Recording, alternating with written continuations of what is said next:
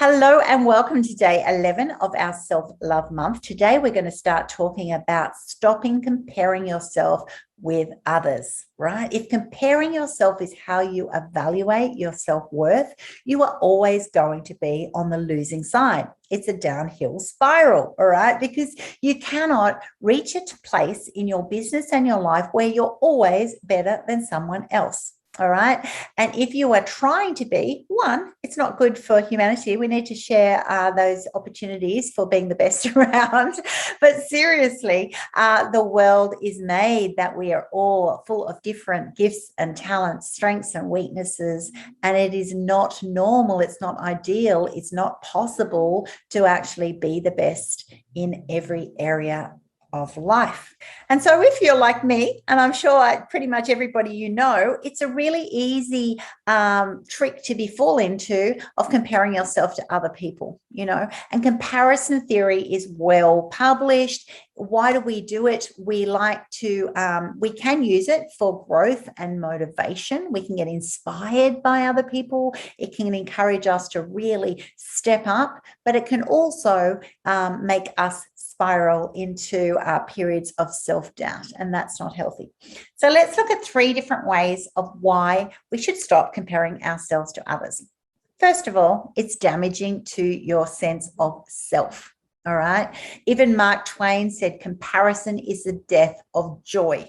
And it really is. There is no joy of spending your day thinking I'm not good enough because this person is better, this person looks better, this person has more knowledge, this person has more skills. I'm just feeling like I just don't match the grade. I don't meet up with the standards that I've put on myself in this area. So it can actually lead to envy, low self-confidence, even depression. It also compromises our ability to trust others, which is really sad. Point number 2, what you are comparing yourself against is inaccurate information. All right, let's face it, when people present themselves to the outside world, it's usually an edited version of their reality. All right, what people put on Facebook or Instagram, it's the best moment of someone's day. It might even be their best moment, which is still being edited, airbrushed, put through a Photoshop app, whatever. It might be someone telling a story of what they've achieved, which actually isn't even true. Or if someone else was watching that go down, they would have had a different perspective on the story. So when we start comparing ourselves to an unrealistic standard, we're always going to end up with negative feelings that are going to bring us down, and they're going to actually be forced inward, where we're going to attack ourselves for not being good enough. And it simply is not true. You are more than enough just by being you. And tip number 3, it actually doesn't help you accomplish your goals.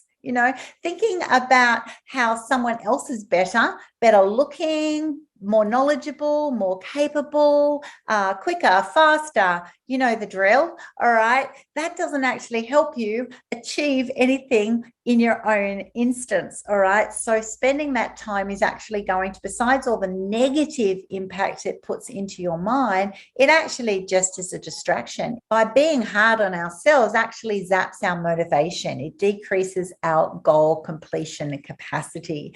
And anyone who knows me, I'm all about achieving goals and making things happen. And if I spend my time getting distracted, getting down by other people's distorted perspective of reality, it's not actually going to help me do the task at hand, which is actually fulfilling my purpose and my dream. And that's what I want for all of you. I actually want you to value the essence of who you are. Know that you are good enough because you're just you, and when you look to other people, have a view of what is real and what is actually a distorted perspective.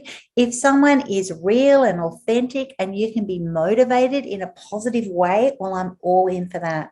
But if you're actually just spending idle time thinking, I wish I was more like them, it upsets me that I'm not as good as them, Definitely, this is your moment in your self-love month to just confront that thought. Definitely come to me and talk about it if you need to. But definitely, just once you're aware with it, you want to put it to bed, because it is never going to fulfill you and is definitely going to rob you of your joy. So as you can hear, it's really a losing battle, isn't it? Comparing to yourself to other people to evaluate your worth. And no one wants to be on the losing side. We all want to be on the winning side of life because it's awesome. We have so many opportunities, so many things that we can be doing, focusing our energy on to be the best version of ourselves. So next time you catch yourself using someone else as your benchmark, permission to stop, permission to rewind, pull back, reflect, and think about, is this an effective strategy for moving forward? And if your answer is it's not healthy for the reasons we've outlined, choose to actually make a decision and make a commitment for yourself that you're not going to do that. You're going to minimize the amount of times you're going to stop yourself when that happens in the future.